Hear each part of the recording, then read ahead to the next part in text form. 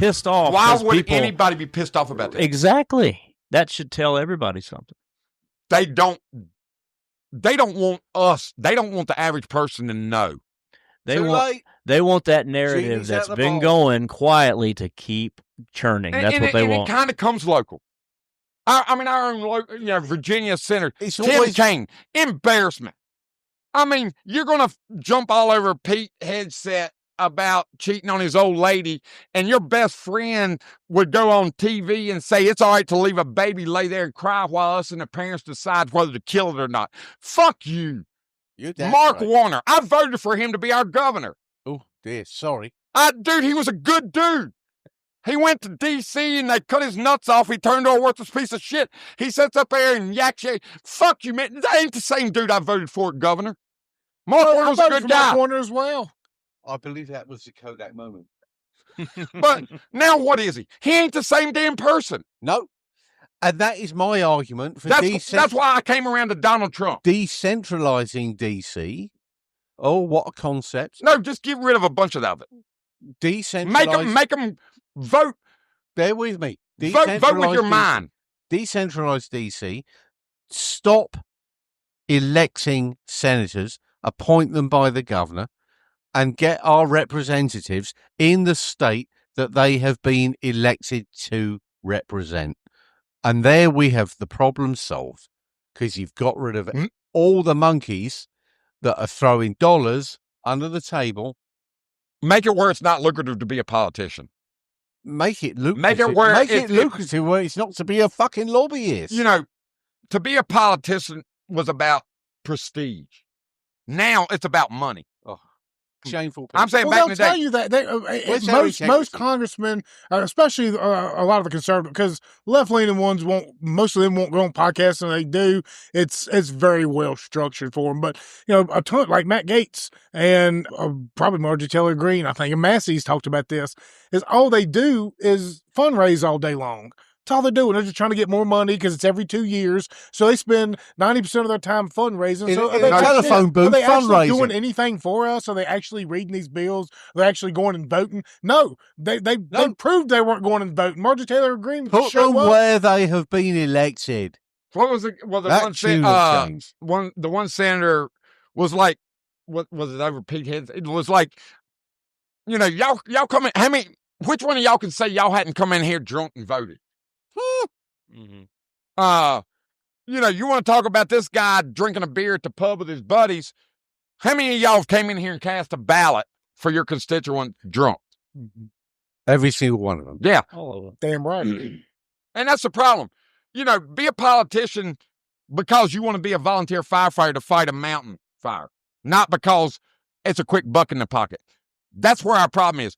And it backs all the way up to local. Yes, it does. You have people that on social media that I know personally that are clearly liberal, and them same people are the ones screaming and hollering because they're out of power for 3 days. But whoa. So are you going to allow AEP, the power company, to cut another 50 feet off of your land, them trees? Or are you going to go down there and lay out in front of the bulldozer to keep them? You're yelling about the power bills. Appalachian Power, the only way that AEP was allowed to acquire them was a commission in Virginia by the government to monitor what their rates were. Two neighbors, one in Tennessee and one in Virginia, half mile apart, are paying something like 30 cents on the kilowatt different. Whoa. Same company, AEP, but Appalachian Power is Virginia. But that's governed by a commission for the state.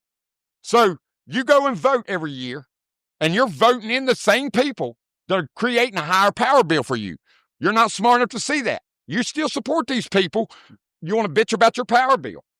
You're bitching to the wrong people. But if you would be smart enough to understand this person, that's the problem. Nobody thinks anymore. Yeah. Well, did we ever in a million years, think or believe that Donald Trump and Elon Musk would come up in the fashion that they have and just start axing things to this degree? Like, I mean, he made promises. Politicians always make promises. They say they're going to go in from day one, they're going to start cutting stuff. Politicians make promises. Donald Trump didn't start off like this in his first term.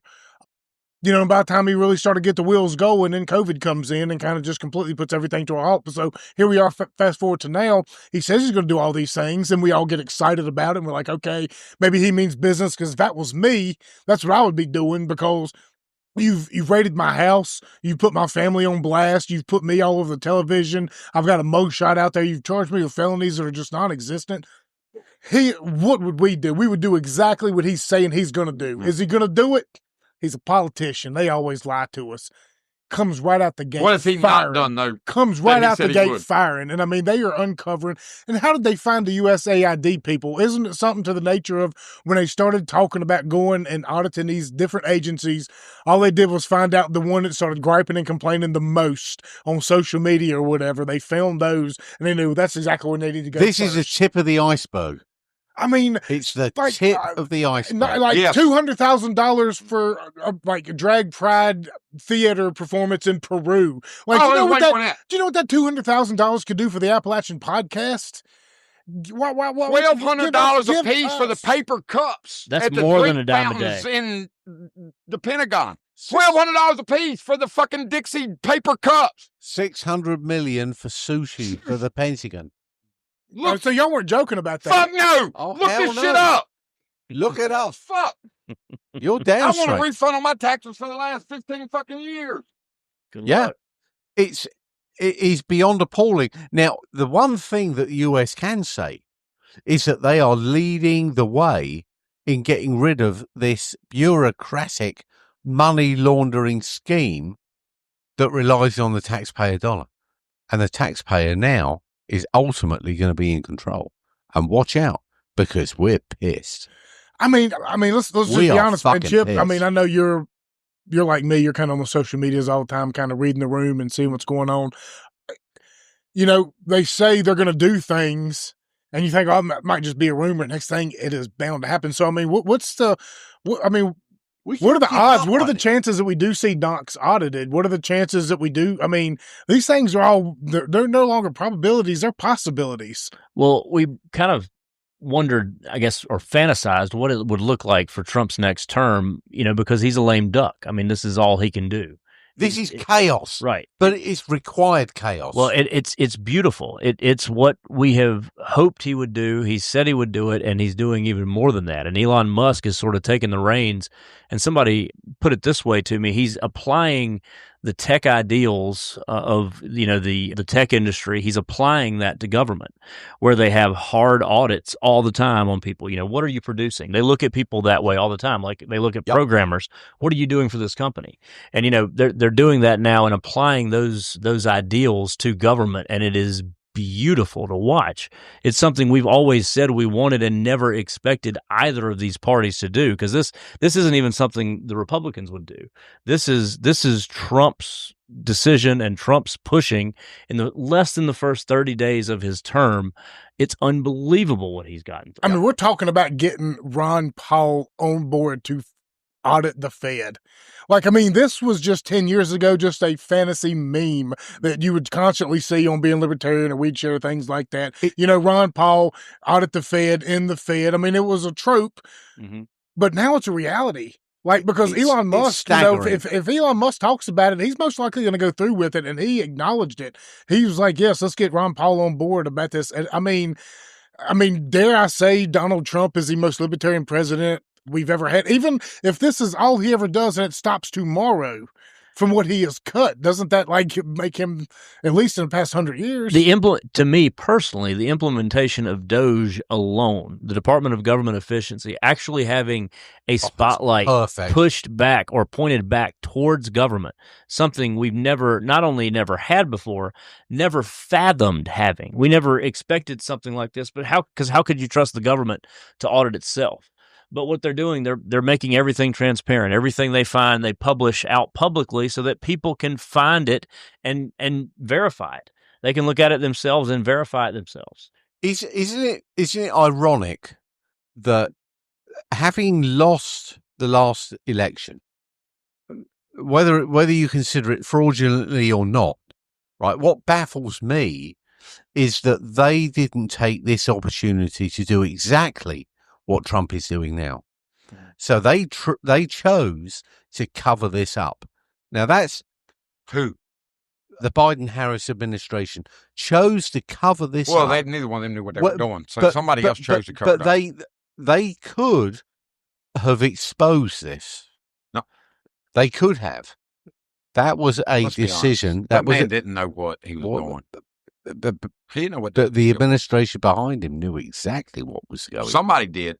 Well, I mean, at the end of the day, can we not make the argument that Joe Biden winning in 2020 was the best thing to ever happen to the United States of America? As painful that is, yes.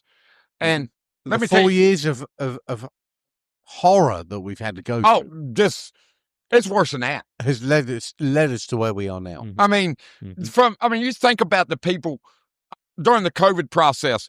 You know, my wife has a fairly good job, and I can remember more than one night sitting at the house, her in tears, trying to decide whether she was willing to give up a 6-figure salary to not get a jab. That we've had that conversation many times. That is pain that you can't come back from.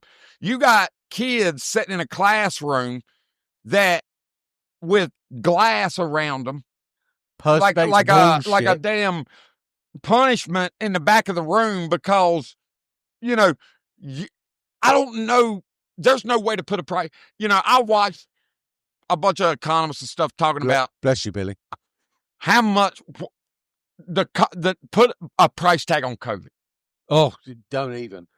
Can't. That's impossible. No. And like some of the economists that I trust said, the number would be mind-boggling. The amount of businesses that got shut down that could have generated revenue, the everything. I mean, just even to, all the air traffic control, think about all the people that sacrificed their pension, their retirement, everything. Military personnel for something something that we figured out was a lie. If you take this shot, you ain't going to get it. Lies. I mean, Dr. Fauci did more. He created the virus, but then turned himself. He pulled a Bill Clinton. Bill Clinton did the crime, but created such a mass deal trying to hide it that turned into what it turned in with Bill Clinton. Same with Dr. Fauci. Dr. Fauci knew from day one exactly where that came from and exactly how it happened. Was it an accident? Yes, I do think it was. I ain't going conspiracy far enough to say it wasn't. I think it was an accident that it got out. But the moment it got out, every single person involved with all that shit knew that it got out. Was complicit.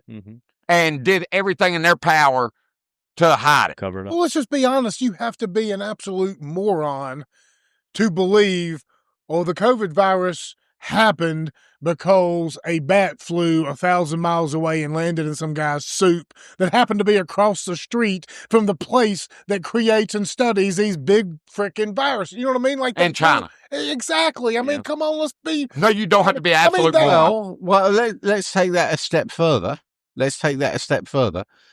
Prior to that happening, and I clocked it, and I believe I'm probably on record somewhere saying this, that Chinese nationals were caught in 2019 with coronavirus vials being exported out of Canada from.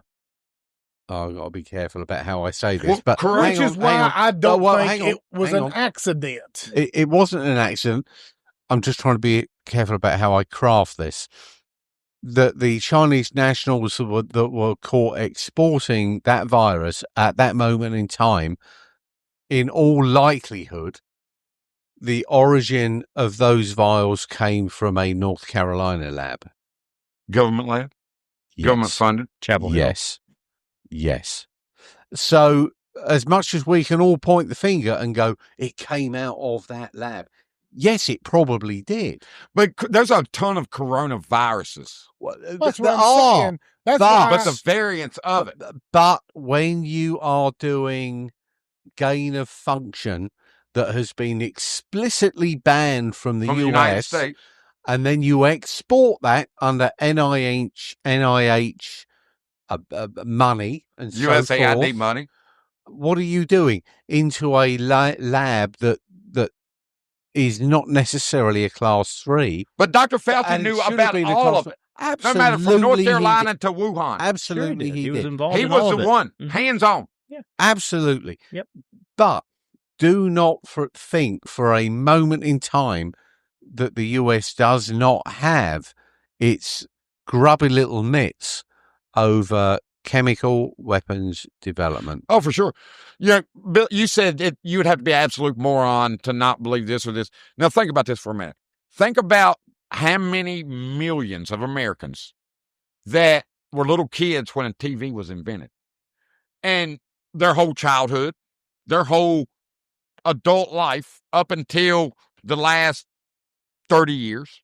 So for the first 50 years or 45 years, you got the news from Walter Cronkite. That's your news. Good night. Mm-hmm. Now you get your news from, well, CNN was the first 24-hour news thing. So how many millions of mid 60s to mid 80s people sit and watch CNN every day? And they hang their head on every word because they were used to the news being the news. And this news show came up, this new improved news show, and they start, Is it a show or is it news? Well, but to them, it's news. It can't be both. They see this. They see it just the same as gospel. Can't be both. Yeah, there is no actual news anymore. They're all shows. And yeah, it's all classified as entertainment Mhm. as far as I'm. Even the NFL entertainment. Okay, so think about this just slightly left of centre field. Think who funds all the advertising behind, let's say, legacy media, mainstream media, the big channels that are out there, right? Let's think about that for 1 nanosecond. Pharmaceuticals, Big pharma. Right, every- so it's all about the pharmaceutical companies that fund and give these companies their advertising dollar. We know that they're controlled by the CIA. We know that it's just put it out there. It's done, and we won't have that argument. So if that income stream is stopped, would that not help negate the propaganda that we're currently under? Now, we've got a number of First Amendment issues with saying, you know what, we can't stop Big Pharma advertising. But my counter to that, you can stop them from lying. well, but no. My counter doesn't rely on them lying or being perceived as lies at all. Every advert that comes out from a pharmaceutical company comes with inherent, if you experience these side effects, right? So all of these side effects that these people put across as a pharmaceutical product actually are bad for your health. So if we have come up with a policy to stop cigarette companies from not advertising their wares, how is it we To underage. No, Why should pharmaceuticals to older age? no, it's got nothing So to do flip with reverse. age. It's got nothing to do with age. The benefits of certain pharmaceutical products that they're advertising has such adverse effects, as we have seen with cigarettes and smoking. How are they not perceived as a threat to national health? I don't want to see pharmaceutical companies advertising on any platform that I open up. I don't want to see it. I don't want to see beer advertising. I don't want to see cigarette advertising. I don't want to see pharmaceutical advertising, because all of them have proved themselves to be bad for your health to a degree and to a point of death. Therefore, why have not pharmaceutical companies been banned from advertising, which then chokes the very revenue that the propagandists use to pollute our news narrative that we receive. Well, just want to throw it out there. Well, I think the answer to that is very easy. It's the Maha movement. That's exactly what it's going after. You've everything you listed is exactly what they're going after. So, I mean that's the hope for Kennedy. MAHA, the Make America Healthy Again movement. Oh, and that's, it's brilliant, right? And that's the hope we have. It's a hallelujah moment. That's why everybody wanted Kennedy in this position. The hallelujah moment was when he told Bernie Sanders that you get more money from pharmaceuticals than any person in here, and Bernie was like, whoa. Dude, I was like, oh my. Now, I want you to expand on that a little bit, Chip, because I did it from my naivety. Right. So I'm just thinking every single piece of information I get from you, if you take this drug, you potentially could drop dead in the next second. Or have explosive diarrhea. Right? So what on earth is that drug being advertised on mainstream media? How on earth do they have a platform to advertise that when cigarette companies have been banned from doing the very same? Lobbyists. And I think it is because it's Congress controls the FCC. Boom. It's not the executive. Unfortunately, the FCC is controlled by Congress, and so I think that's the simple answer. But at the same time, if you look at the cunning ways that Trump has already worked Doge and doing things around the government, you got to expect that Kennedy and he teaming up on these exact issues are going to find other ways that they can affect the pharmacy industry or force them to do what they want to do. I so hope so, because the pharmaceutical industry is the gorilla in the cage, right? That's the silverback gorilla that if you're going to piss that fucker off, he's going to rip your face off, right? There's too much control. Fuck with the silverback gorilla. I mean, there's too much control. That's what the pharmaceutical company is. We're the only top-tier country in the world that our life expectancy is decreasing. And we're also the only ones that allow pharmaceutical companies to advertise on television. But I don't care about them advertising. No, lobbyists. They do. You cannot, you know. And that's where the First Amendment. I don't give a shit if you advertise. And you say, Amos, and I go to my doctor, and my doctor says, but when they lobbying to get the rules passed, that's what I have a problem. Anybody should be able to advertise. But these aren't advertisements for, hey, buy our product because it's better. You're right. It's buy our product because it'll save your life. Yeah. And you're trusting them to be, that's different. That veracity is different than other veracity. And that same person goes to the doctor and says, hey, this is a new product. It's awesome. And they get kickback. I mean, they get money, for pushing it.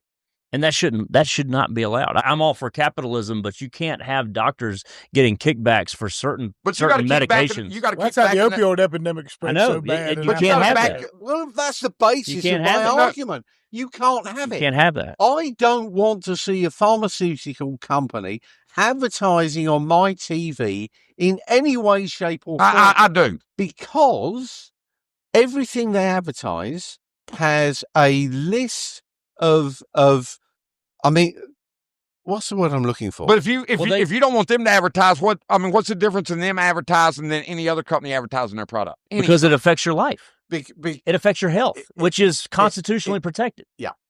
Your health and safety is constitutionally protected. But to me, it's not about the advertising. It is about the money, underhanded money. And that's just exactly it. If you're going to kill the weed, you don't just pull the top off. You dig the roots out. So you back up to the roots. You have on a regional basis, whether it's Charlottesville, UVA, the medical center, Carilion here. So you're not allowed to practice medicine. You can be your own attorney. You can have your own office. Mm-hmm. But if you're a doctor and you have every degree you can have, you can't have your own practice because your patients ain't welcome. If they come in and die, they're not. You cannot say you need to go see a specialist. Carilion won't take you. So that's another argument. But that's where the root is with pharmaceuticals.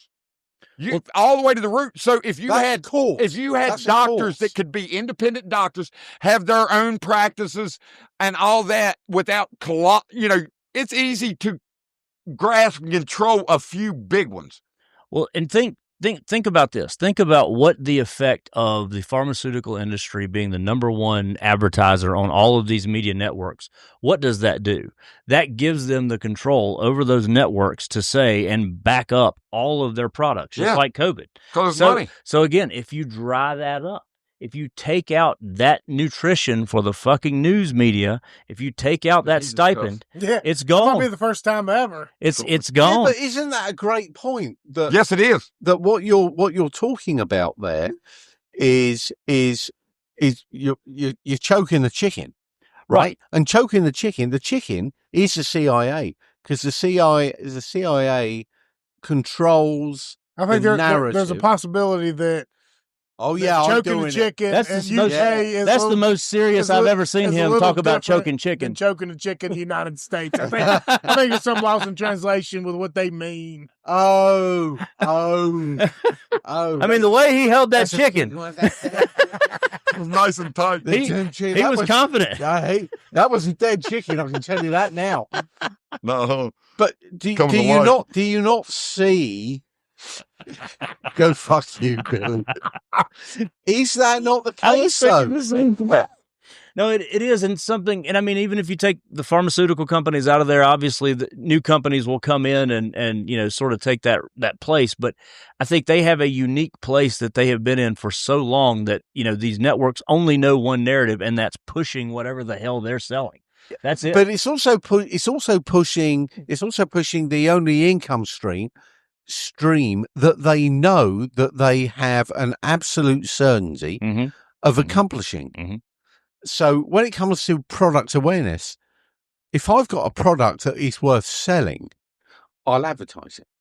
I'll spend money advertising it, right? But if I'm negated from advertising it because the monopoly, Big Pharma, controls that whole income stream, I can't get my message across. So they've actually choked. Big Pharma wouldn't exist without bad food. Well, they're one and the same, though. They're one and the same. The same company can own both. Yep. Born and raised German Baptist. Exactly. My word was German Baptist. This in no way should come across as pervert or anything. But I'm going to tell you right now. You go to the Amish religion, the German Baptist religion, the Mennonite religion, I will go pick you up 200 girls between 12 years old and 15 years old. You go to your local town. You do the same thing. You pick up 200 girls from 12 years old to 15 years old. Let's line them all up. They don't even hit puberty. Everything's by modern standards. Yeah. Oh, it's absolutely unbelievable the difference in physical. Now, I'm gonna tell you also, the girls on this side are way above on a level mentally thinking than this side, but these girls are still girls. These girls are women. What's the difference? Other than these girls, all their food, they raise their gardens, all their beef, everything is coming off their farm. It's unbelievable to me how intellectually they are way above, physically way below than the other half. Right. And my wife, never met it. Knew nothing about until we met. And that was one of the first things that she caught on to. How the girls that were old, looked way younger. And it has to be your intake, your food. Sure. My granddaddy, 86 years old, had never walked in a doctor's office in his life. I got an aunt that lives on the farm right now that kicked Billy's ass throwing hay. That's for real. And mine. She's in her mid-70s. Yep. Has never, ever, ever set foot in a doctor's office. Not one single time. That's wild. And she'll still kick my never ass. had a birth certificate. I believe it. It's mine too. She's gotten sick. But you go up there and she's mixing up some kind of concoction. You don't need I honestly think if we completely changed our intake, we don't need the shit they're selling us. That's exactly what Robert Kennedy believes. Exactly. That's the whole crux of his movement. And that is exactly why I trust what Trump's doing. You tell me any of us would have ever thought there would have been a president that in his inner circle was two different people that ran for president as a Democrat. Yeah. Mm-hmm. And you look at the people the first go around, he got bamboozled. He's a businessman.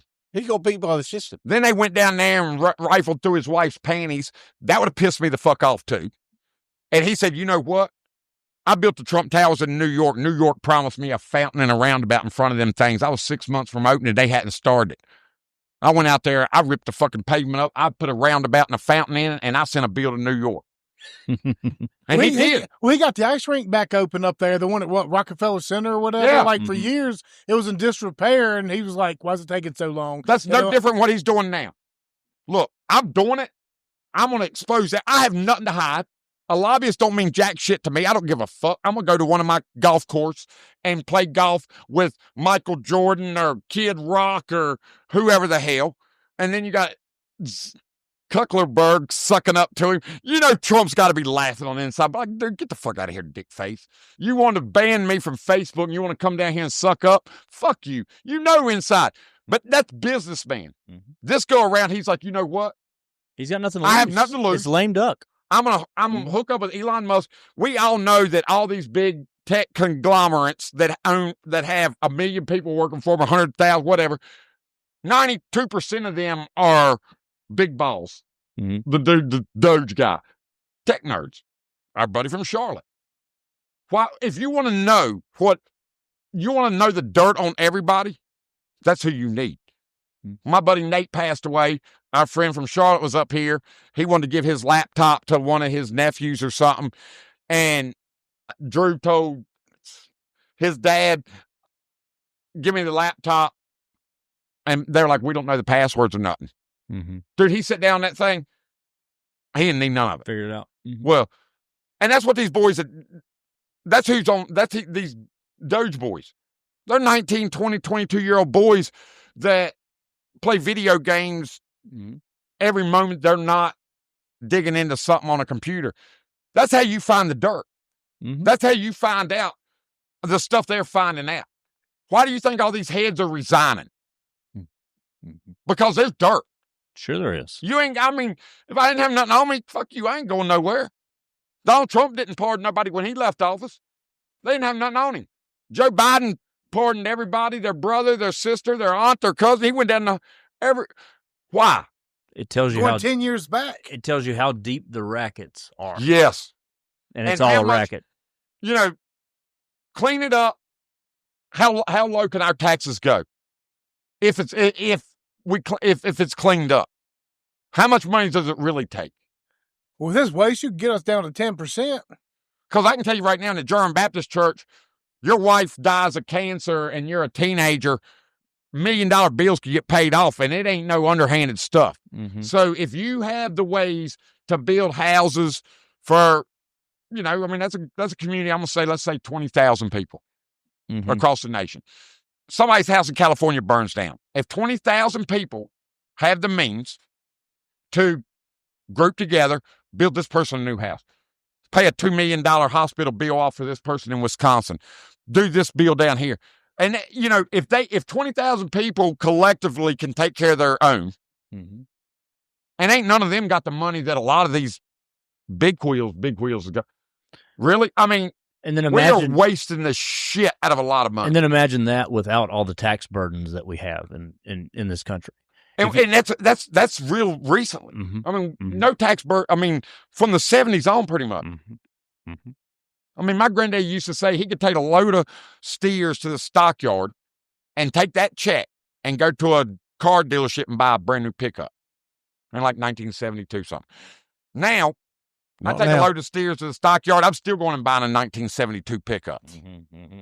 That's the difference. There's a tax revolution that is required, and there are ways and means of doing it that treat people equally. The current system that we have of taxation penalizes the successful, and that unfortunately is not the way to proceed.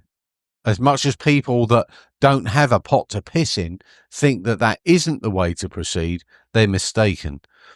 We as a society, have better ways of paying for our services than taxing our people that have been successful in owning property, and penalising them for being successful is not the way to do it.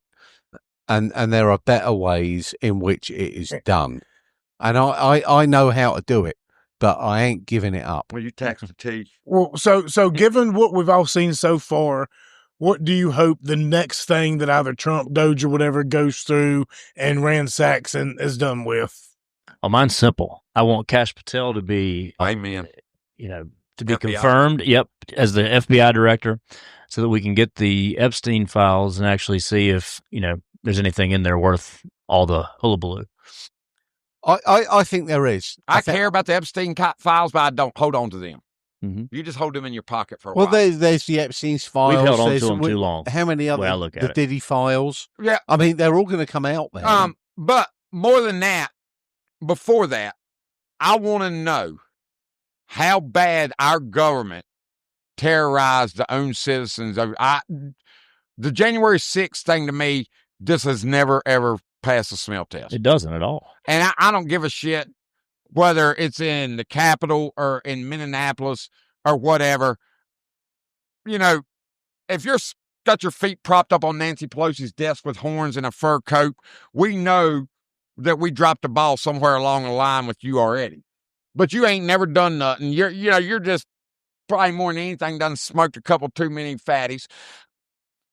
But you get hung, vilified, locked up. I mean, you think about thousands of men and someone. I mean, the girl that lost point blank got shot by Capitol Police for no apparent reason, other than beating on the doors. Now, how many other times have we seen protest groups beating on them same doors that didn't get shot in the neck?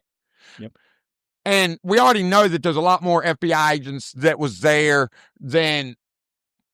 I want to know the truth. You're not going to the ones that busted out windows and pepper sprayed Capitol Police officers and stuff. I ain't on your side. But what I am, the ones that got hung up, their wife left them. They lost custody of their kids. They lost their job. That a lot of them, some of them, a few years from retire. Think about complete lives destroyed. Even though you get, Trump pardoned, I want to know the truth. Like, how bad did the government really? Did they Waco, Texas it, or Ruby Ridge it? Well, they've already released that there were 20 some assets, 20 some FBI assets out there involved. And only 3 that was supposed to be there, right? Something like that. I mean, to me, you get into the minutia of that. Who knows what's true or what's not? The fact that they gave us that number, to me, tells everything. Yes, it the does. fact that there were that many involved, and none of them had ever been charged. Just the fact that they're involved alone tells you that this was at least to without some command degree, to be involved. Right, but that was to a large degree. It was created by the government, yes, and then they were now putting these people in jail for something that was arguably inspired or created by or helped or sparked by the government. Let's talk about the pipe bombs. Because we know the FBI. We know almost certainly anyone. Don't even present the evidence. And the Whitmer assassination, the Michigan governor, FBI set that up. Mm-hmm. They did. They were involved in it. Ain't no different in Ruby Ridge. They set that up. Yep.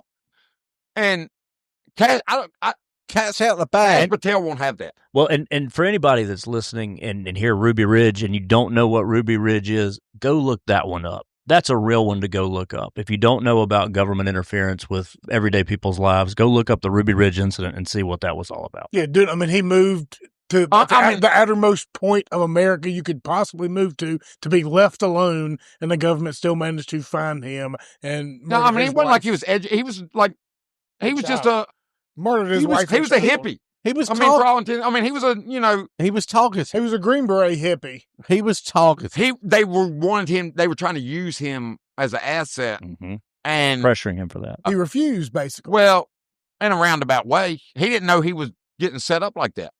But I mean, that happens a lot. It does. I mean, how much did that happen on January 6th? Sure.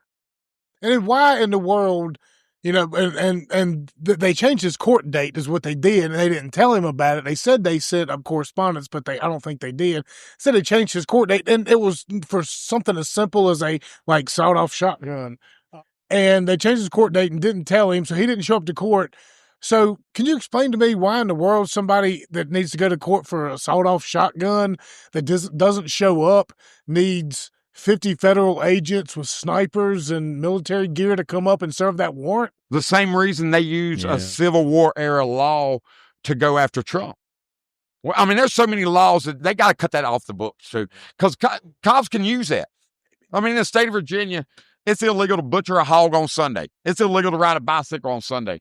It's illegal to dance on Sunday. Mm-hmm. And if they need you, if they think they want to talk to you, but they don't have So we have a wild hound in here. Come on, Cooper. If they don't have no way to get into your house or question you, except they can use one of them crazy laws, that's what they do. All that stuff needs to get wiped off them books. Well, and there's been, ideas of for every law you put on, you need to take, 10 or 20 off. And that's all rule. them crazy laws from way back in 18, that stuff's got to go. I've always said, and over a number of podcasts, I've always said, if you're going to create laws, you need to reduce them by 50%. Now, if you reduce all laws by 50%, you will come, assuming that you go back to the Big Ten, right? Those are non-negotiable. If you reduce all the laws on the books, right, by 50%, at some point in time, you will be left with the 11th law. You can't reduce that 11th law by 50%. I would be intrigued to know what that 11th law was, because you've got the Big Ten in front of them. Thou shalt not, right? Yeah. Now, if we come back down to taking all the laws off the books, which I'm a firm believer of because most of them are man's laws and they're bullshit, if we come back to 50% of reduction of laws every year, boom, get rid of them, get rid of them, get rid of them, get rid of them, we're caught with the 11th law. Now, that would be man's law that maybe I would consider. You only need one. One law is all you need. Do unto others. Do unto others, you'd have others do unto you. Apply that in every situation. That's the only law you need. Yeah, but it's subjective is the problem. It's subjective, which is the problem, which is why I revert back to every time the Lord's Big Ten. And if you can reduce it down 50% every time, I guarantee you the 11th law would be the only man's law that people should listen to. Because the rest of them are shite. Well, I'll say for me, since I want to answer my own question about what I hope to see from Trump or Doge here in the next few months that has been rumored, or it's Trump, no matter. Doge might be involved, but it ain't from Trump and Doge. Kind of been thrown out. Either way, is them tinkering around with the idea, which they have done, with eliminating the income tax. I think if you eliminate the income tax, and you know what, at the end of the day, as much as I'm against taxes, when did they implement it? I would be in favor of something like a 10 or 15% or whatever sales tax on items other than food and medicines. That way, you're getting your tax revenue from people who are here illegally. If you want to go buy a $1,000 TV, it's going to cost you $1,100, maybe $1,150. But if you don't want to buy that $1,000 TV and save your money, you can save it and spend it on other things. You have that ability. Other than that, or maybe like a 5% sales tax, and the other 5% you declare every year will say, well, I want my part of my 5% to go to schools. I want it to go to police. I want it to go to firefighters. I'm willing to meet in the middle. I'm not going to disagree with that concept. It's an ideal concept. No. Okay. So, but if you take the ideology away from it, what we got to get away from is property tax and personal property tax, because they are, I find them abhorrent. Pay income tax, not personal property tax. Well, even income tax, personal property tax for me is maybe 1/10 of what my income tax is every single year. Yeah, so I would much rather my income tax go down. No, I would sooner pay a resident tax within a county, if there was such a thing, and not pay a property tax, because a property tax really keeps you from ever owning. Inherently penalizes you for your success as a property owner, but it also opens you up for not having property rights, which have been extended to us through the king, through the queen, through the king, through the queen, through the king, through the queen, with regards to freehold property. Now, freehold property in the US is an English thing. Yeah. And that's all there is to it. It denotes back to being an esquire. See, I don't think I can distinguish between the two. You got one that's penalizing me from owning property or, having my freehold, and then I've got another one that's penalizing me for working. Exactly. So you cannot have that duopoly. And to me, that if you expose yourself to a taxation system that has you paying tax on the property that you own, you've already been penalized for being successful, but now you're also being penalized and being made vulnerable for losing your property and having it taken by whatever entity you please, because you haven't paid that tax. So you don't own the property. Freehold property is, if you own the property, fuck you. You can't do anything, right? So if you have genuine freehold property, no one can take it from you. So with the current form of taxation that we have, which I think is absolutely 100% unconstitutional under freehold property law, there's no way that the state or the federal government can take your property away if you own that property. And see, I think... What a fucking concept. When you talk about the income tax, just imagine pragmatically if we take one tax away and then we give about a year to see that the world doesn't end, and people see that the world doesn't end, then there's no stigma on taxation anymore. And then we can start peeling away other taxes. I mean, this is like the inverse progressive idea. I love the concepts. But that seems to be exactly kind of what Trump is doing. Oh, yeah, right. He is slowly showing he'll do things that seem radical, but then you can see it's just basically to calm people. It's basically to put it out there, kind of like the Gates thing, where you shock the shit out of people, but then it just sort of tapers out, and nobody's as crazed as they were when that initial thing happened. I think when he was running the first time against Hillary, and she said something about paying your tax, he was like, "Look, I do my taxes by the laws your rules provide." Oh, absolutely. So, and suck it up, Buttercup. If he knows this is how much the fraud really is, because he does, why not expose it? Hey, it don't take this amount of money. Mm-hmm. We can generate income from oil, gas, import, export, bed tax, roof tax, food tax, what the fuck ever tax there is. Every time you spend a part of a but we do not need to be part of that tax equation. We should not be able to forfeit our property because we haven't paid our roof tax. I fucking paid it when I bought the damn house in the first place. And that's why I think that's the first tax I would like to see to go. Boom. You have to pay sales tax when you buy the house. First you paid income tax on that money, and then you buy a house or whatever, you got to pay the sales tax. Then you have a personal property tax you have to pay. And like Garland's shoes, like in, 1890 something, his granddaddy gave this plot of land for this church. And it was a church from the 1890s up until like the 1960s or something. Church caught on fire and burnt down. that church still owned that piece of property that Granddaddy gave to him. Here last year, that piece of property goes up on the courthouse steps for unpaid taxes. First and foremost, I don't know how a church has unpaid taxes. And Garland owns all the way around it. He goes to the courthouse, has to pay $20,000 for like this little 3/8 acre teardrop in the middle of his land that his granddaddy gave to a church to get it back into, That's how crooked as hell. That's crooked as hell. But has our localities got to the point where they need that money?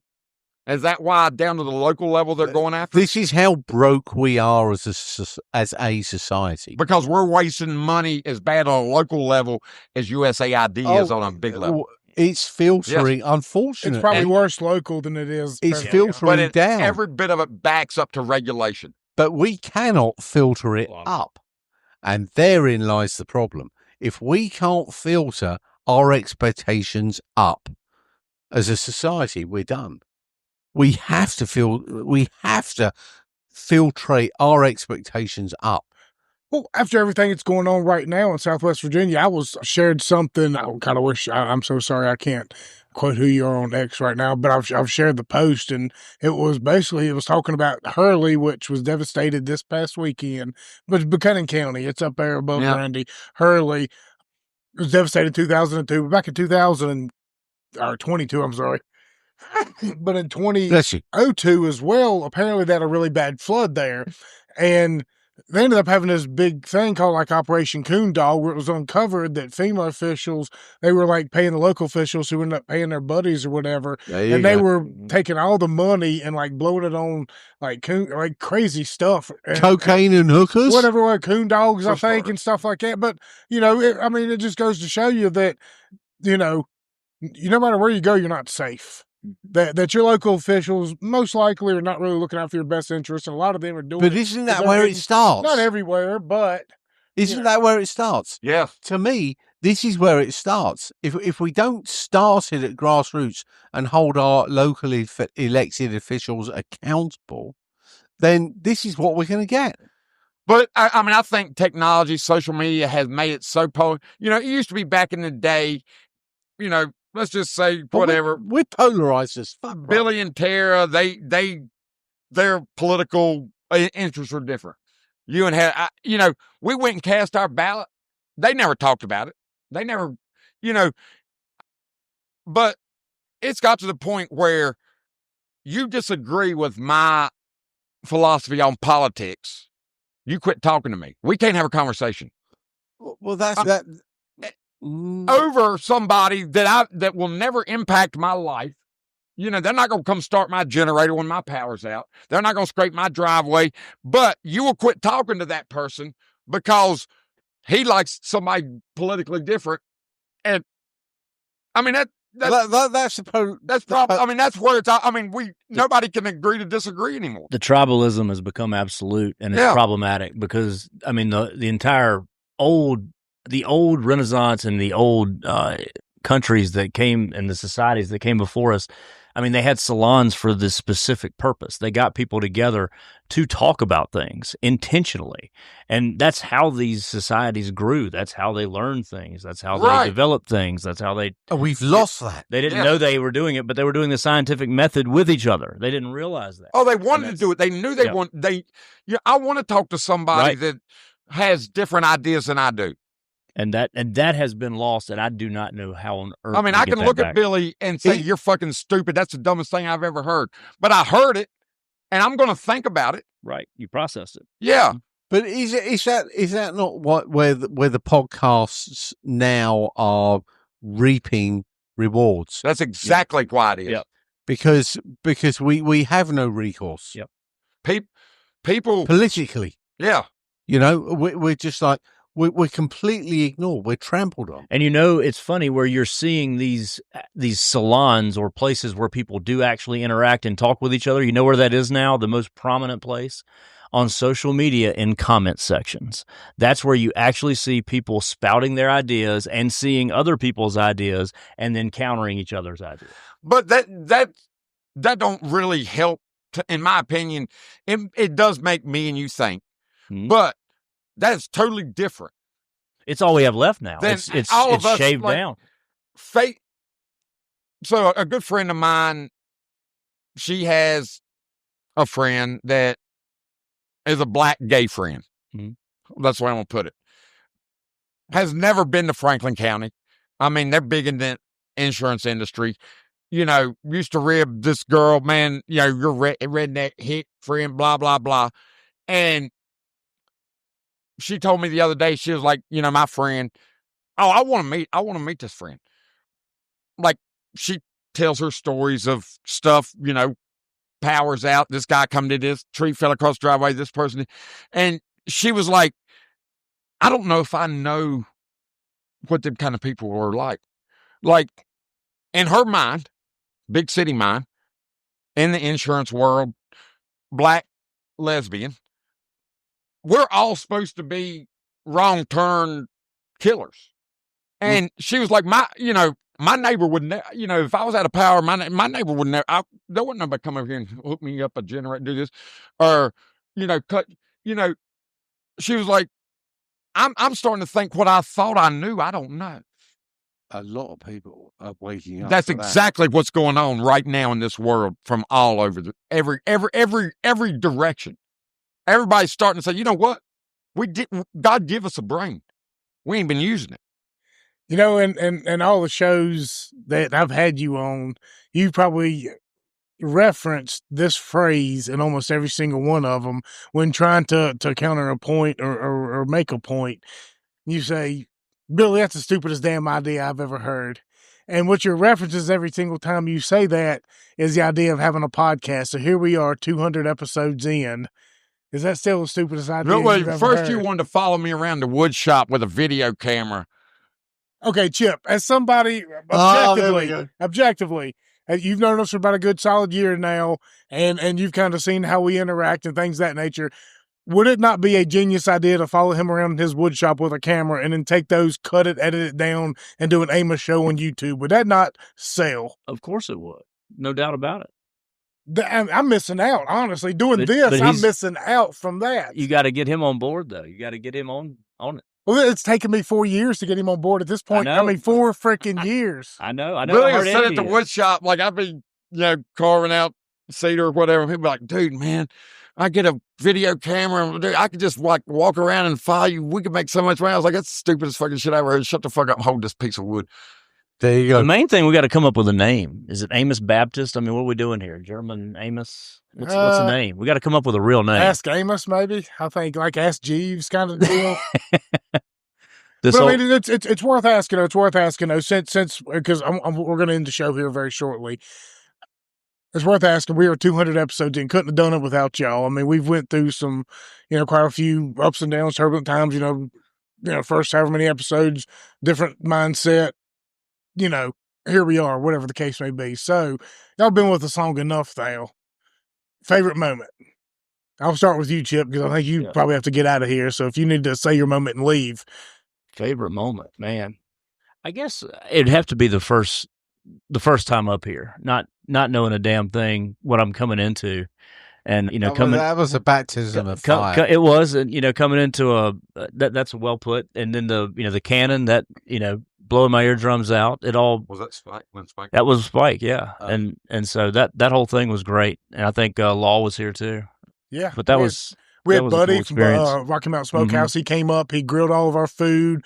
I had some trout because I know, you know, Spike has his deal or whatever. He's very limited on his diet or whatever. And I was like, well, I got some fresh trout. I got down there at Melvin's Farm to Fork. Also big, huge part of the show, you know, over the years. Get in there and check them out. If you haven't, look them up on Facebook, Melvin's Farm to Fork store. Go down there. They've got all locally sourced. Anyway, they had trout down there, whatever. And I had a buddy, like, come up here. You know, we got a vice presidential candidate. Can you come up here and, you know, flip some burgers, you know, help us? Absolutely, buddy. Came up, did all that kind of stuff. I was like, all right, I need some trout, like smoked or whatever. Have you ever done anything like that? He's like, never in my life. But it ended up being some of the, Spike was like, some of the best, because works Buddy out. can It just do works it out well. on the fly. So, big shout out to Rocky Mountain Smokehouse. And we've had Buddy on 2 or 3 times on the show. Love him to death. He's always hooked us up when I've asked him. Good dude. He's starting to get in the social media world, going in there and kind of showing in his kitchen what he's doing. It's Seen the videos. I like what he's doing. Yeah, I like what he's too. doing. So, but yeah, he came up here. We had Spike, we had Henry Law, and that's when I invited Chip up here, which, LibertyCon could have been a good favorite moment for you too, with our cup on the wall up there. But I got one to Heston. I keep trying to, but that's a good one though. I mean that was another pivotal moment, one of those stepping stones for this show that you don't realize at the moment, but that kind of sucked you in, and it kind of sucked Amos in, because Amos was like, how in the hell did this son of a bitch talk a vice presidential candidate and coming up here to Callaway? He's like, maybe he's got something going on here. So there's some. I was on before that. So what about you, Amos? And out of all the times we've had, to me, that I don't know, just watching the progression of something I had no idea about. No, you gotta give it a moment. We've got a lot of shows. I don't really know. Some woodshop episodes. Crawford and Power at the woodshop is probably one of my favorites. I mean, it was just shit I didn't expect to be at the woodshop till like 3:00 on a Tuesday. It's night. not even the show; it's the after show. But I've enjoyed it. It's been fun. I can give them a few moments to think about their moments. I give them a moment to think about their moments, but I think my moment was when our financial advisor for Edward Jones was like, "That's Simon. I know that guy. I know that accent," because her husband had been listening to the podcast, and she was like, "Yeah, this is really good. This is really interesting. But wait a minute, I know that guy." And she was, and again, that's just, you never know who you're going to run into. We've had that quite a bit. I've been sitting at the brewery before in Rocky Mountain and had them say, they come up to Simon and I at the brewery and be like, "Hey, I recognize those voices," or whatever. That's kind of weird. You can't. Simon's voice is straight distinct. I mean, there ain't no hiding that noise. Where are you from, anyhow?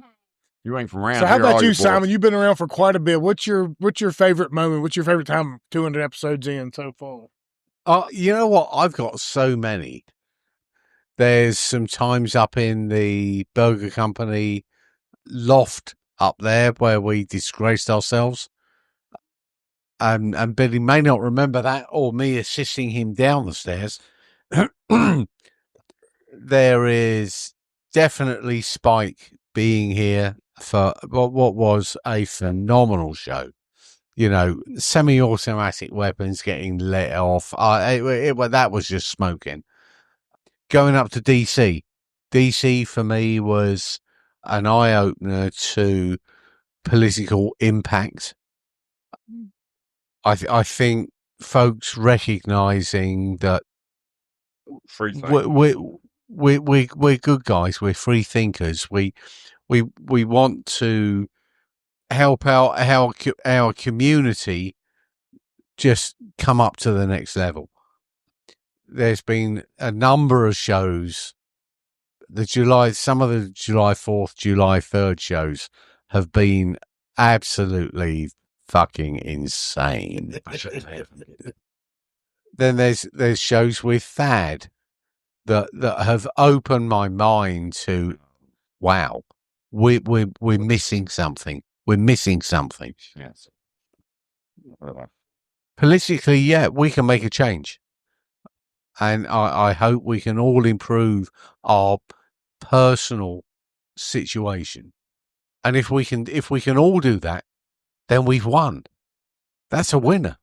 Well, how fun has it been, though? I mean, at the end of the day, to get to sit around and just kind of have the conversations we're going to have anyway, but now we have an excuse to do it. Now we can say to our wives, "Hey, we have to go do this. We have to go hang out and talk now because it's being recorded." But to have this kind of fun and do it, and at the same time meet the kind of people we've met, to go to the places we've been able to go to, like the fringe benefits. Pancho, you ain't never had Heather yelling at you. Yeah, I have. We've met some amazing folks. There's no denying it. Chris. And we left a legacy for our I think children. we made Our I hope children- we're making a difference. We're making people think. Our That's all I children want and to our do. grandchildren and Think our for great themselves. grandchildren who we won't be I around hope to so. see, most likely will be able to tune in and be like, man, that was my grandpa. That was my great grandpa. Like, listen to the impact he made. Listen to the words he said. They're going to be able to tune in and get an idea of how things were going at this point in time. And maybe, just maybe, that Appalachian spirit we're sharing is passed on to enough generations we can keep it alive. At the end of the day, there's two kinds of people remembered after they're gone. They're really good and they're really bad. I ain't got long here. When I leave, all I want is somebody to say, man, if I was in a bad spot, the dude would help me. That's all I'm looking for. If when I'm gone, they say, hey, man, the dude would help you. If you were on the side of the road, he'd stop. That's all I care about. I want, if I'm remembered as helping anybody I could help when they needed a hand, I win. Well, I'll say for me, and as the only person that's been here for all 200 episodes, who's, grinded through it all, I will say for I'll one, go to hell. it is not easy. This is No. not easy at all. It's very difficult to do. That's why I appreciate everybody that supports us, whether it be through our Patreon page at patreon.com/GetOnTap for only $10 a day minimum, whether you subscribe to us on X, whether you just listen to us or share our stuff or whatever the case may be, you talk about it. This is a very hard thing to keep up. And to have it as something that I started out as a hobby and to be able to have to maintain that for almost every single week for 4 years. There's only been a handful of weeks in 4 years that I've taken off or didn't release something. Sometimes I've had a long enough episode where I can double it up, and that's how we've got to 200, a little bit sooner. The longer shows I'll split in half. But ultimately, though, still, to be able to come up with 200 episodes at this point in time, it's difficult. So first and foremost, thank everybody who's listened to us from the beginning. Anybody that started listening to us this past week, anybody that contributes, it's helped, it's sent in $1. Thank y'all. I'm hoping that we have an impact. We do. That's all do. I We can definitely ask. have an impact. Because if you can just explore your mind a little bit, and this may be going into places that you feel very uncomfortable about going into. You should. I think you need to do it, because what we have here in Callaway, in Franklin County, is something very, very, very, very special. Well, I'll say for me, a couple honorable mentions. Being at North Wilkesboro when that track opened back up for the first time in however many years, and actually opened up to a legit series, being down there for that whole thing and being a part of that and being able to do a show was really, really cool. But I'll say for 2 moments before we get out of here. My first was that Woodshop Chronicles episode we did, which was your first episode. We had Ryan, not Ryan. What the hell? It was Ryan. Yeah, Well, Ryan. he just waltzed in with his finger cut open. His story. That was having classic. Simon jump on it and have so much fun and kind of at that point in time kind of putting in my memory bank, man, Simon being a great person to have on this show. I wasn't on it. Yes, you were. Oh, yeah. I You didn't get definitely on. were. Yes, you were. No, I just sat in the back. You were on it and in the back. That was. I don't think I did. Both. Either way. Trust me, Either Not way. the first time you were. The Woodshop Chronicles, that episode, the one we had Simon on, first time he was on. I think that's one of my best memory of this, because it was such a fun time. It was such an eye-opening thing about what we could possibly have in the future.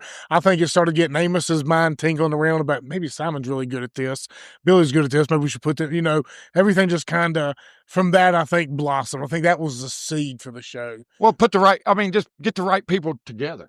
Yeah. Get them in the room. Yeah. Get them Together. in the room. And you know what? What we've got going here, just for Appalachia. I'm so motivated behind what we can do for Appalachia. And it started with it's y'all cultural. shitting on us. Well, Because y'all owned the plantations and stuck all of us up here in the mountains. but And weren't you survivalists? Oh, yeah. we were Scotch Irish and y'all didn't like us. Loved it. Ah. Last one of you. But the devastating stuff that comes through the floods and stuff down there, the grit, the determination is unmatched. The love for each other the love for the land, the mountains. That's why the Appalachian Mountains still look like they look. That's why we're That's still why here. people lay down in front of bulldozers, chain themselves to bulldozers to keep a pipeline from going through. They don't want the mountains to change. Rightly or wrongly. Yeah, right. That's right. I'm not saying it's right. I'm just saying. Yep. But they're there to say wrongly too. Yeah. I'm okay with that. And me too. I'm okay with that. Let's have discourse. But we don't follow instructions well. That's why we don't like us that much. We do not follow instructions well. Well, my other favorite moment with this show doesn't really involve the show, but around this time last year, you, Amos, Chip, and myself, y'all remember what we were all doing about a year ago at this week? I was talking to some guy who didn't have legs, asking if he ran from the fire. Oh, yeah. We were in a debauched place in D.C. No, not quite. We were doing a little something different around this week. What were you doing, Billy? We all went to the burger company for their fancy Valentine's Day dinner. Yes, we did. And that's the first time that all of us had gotten together and had like a casual, formal meal with all the wives and stuff. So all the wives got together and kind of got an idea of where we were all coming from. And I think that was a pivotal moment in this show because now maybe our wives all understood where we were going with it. And I think that's very important, and which is a good place to end off of. Thank our wives very much for allowing us to do this. Thank them for getting together on that night and understanding we all click. That was the first time we all officially came together as a team. They didn't understand we clicked. They just Simon, prayed together. Amos, me, and Chip. That's our 4 guys here now. I mean, that's the click. That's the team. And that was it's a team that was a fun night. The meal was great. Be scared. Rocky Mountain Burger Company. They came up and did a phenomenal catered. I don't forgot even what it was. It was all fancy stuff. It wasn't stuff you get off a normal menu. It was a cool. I didn't even know what I was eating. Hope he did it again this year, but it was a good time. And we've had a lot of good times with this show. I'm so happy to have done it. I'm so happy for the memories we've made for our kids and grandkids to be able to listen to this in the future. And hopefully we've made an impact on cultural and political issues. And hopefully we'll continue to do that. This is our last audio show. And I think honestly what I'm going to probably do, because we ended up going from 2 hours and 45 minutes, probably going to split this show into 2 and then do our next 3 shows after that. All the ones from DC are video shows. That gives us a good month and a week or so to be able to get the cameras up here, get everything set up, get scheduled in our first official camera shows up here on the mountain, and that's what we'll do. So thank you so much for tuning in. Thank you for sticking around for 200 episodes. Chip Slate from Being Libertarian. You can follow him on all their socials on X, Facebook, Instagram. Simon, any last thoughts, Simon? Last thoughts, 200th in the cabin. We have some. I think we're going to launch ourselves into the stratosphere with cameras up here. Watch this space, folks. I can't tell you how excited I am about it because I know what the potential is behind it. Join us on the ride. It's going to be funny as hell. You're going to cuss us. You're going to spit on us. You may agree with us. You may shake our hands. But if you see us in public, you're going to talk to us. But you know what? We are gonna make a difference. We have. And we're gonna continue. We're gonna continue. So brace yourself, folks. All right, Amos. 200th episode. Final thoughts. Now you can. This is a great opportunity to tell me how right I was, but I'll let you dictate how your final comments go. I thought it was the craziest idea in the world in the beginning, but I grew up with no TV and no radio, so I had no idea about technology. Period. I never played a video game in my life. So you tell me you want to walk around behind me in a wood shop and with a video camera that seems a little bit random. And then you say you want to do this thing where you set up microphones and everybody just talks. It seems a little bit out there. I like people. I like meeting people. I don't care it don't matter what I agree. My mindset, your mindset, it don't matter. I want to hear. I want to talk. I want to hear what you think. I enjoy discourse and I enjoy dialogue. And that is probably the reason that I ended up sitting on the table talking into a microphone. Yeah, you're like a co-host now. I want people to talk to each other. I think that you can sit there and you can text somebody, or you can send somebody a message, or you can send them, "Oh, I'm sorry your mama died," on Facebook. That's way, way different than picking up the phone. If you care about somebody at all and something happens in their life that you see on social media, you can respond on it on social media. Give a phone call. Hey, man, hate to hear that. Because I feel like we connect more with voice than we do reading something. You have no idea. If I send you a text message, you have no idea if I'm pissed the hell off at you. I can say whatever I want. If you're standing there talking to somebody, you can see their emotions. You can see when they're hurt. You can see when they're happy. Go down the road, wave at everybody you meet. I wave at every single person I meet almost. You don't know how that person, you might be meeting somebody that's on the verge of mental complete breakdown. And a wave from a random car, may gave them hope. Talk to anybody. My little girl said something to me the other day. It made me laugh a lot. She looked at me and she was like, "Daddy, you're abnormal, ain't you?" And I was like, "What?" No shit. I was like, "What do you mean, Cal?" I was like, she's like, "You're abnormal." I was like, "Well, what's abnormal?" She was like, "Well, I wanted a desk. We went to the wood shop and built a desk. Power goes off and you hook a generator up to the house. Then you go to the well house and pull some wires out and hook it up to it. And we got water again." And she was like, "A lot of stuff most people don't, so that makes you abnormal, right?" Like, well, I don't think so. I was like, I think it's no different than somebody that wants to be a bodybuilder going to the gym and lifting weights. I feel like I got parts of my brain that's unused. So why shouldn't I know how to weld? Why shouldn't I know how to rebuild an engine? Why shouldn't I know how to build a house? Why shouldn't I know how to do electricity? Because there's a lot of my brain that I'm not using, so why not put something in there? Use it. And that's all I want out of a pot. That's all I want in general, is people to communicate with each other. It's great. I mean, it's awesome. From Black Lives Matter to the Libertarian vice president to, Grammy, talk to each other, man. It's fun. Fix it. I don't care how you feel. I don't care what you do in your house or behind your bedroom door. I don't care. But talking to each other makes you think.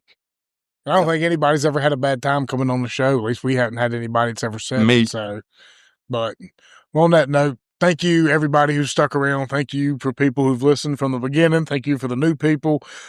Patreon.com/GetOnTap is where you can support us. Just a dime a day, excuse me. Minimum. You can also subscribe on X, $3 a month, same deal. Everything you do goes to help supporting Appalachian cause, things we're trying to do. So appreciate y'all. Thank y'all for hanging out. And probably split this into 2, and then we'll have watch out for videos in the Dallas drinking game. Videos are coming up soon. So thank y'all for tuning in. For the DC shows, there'll be the next 3. Probably going to split this show into 2. So it'll be about a month or so. We'll be back with video, and catch you next time.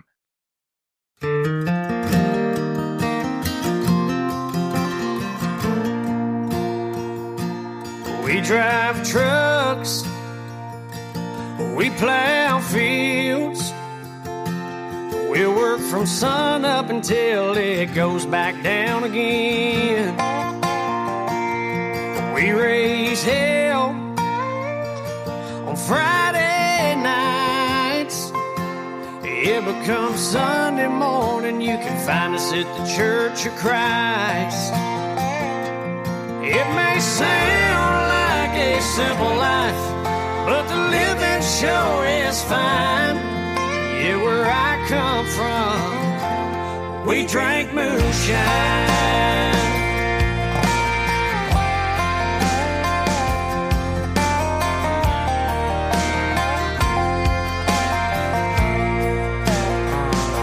If it can be broken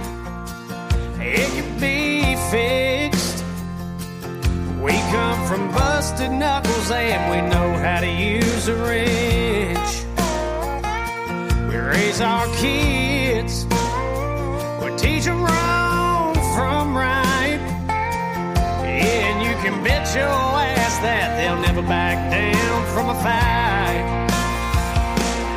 It may sound like a simple life, but to live and show is fine. Yeah, where I come from, we drank moonshine.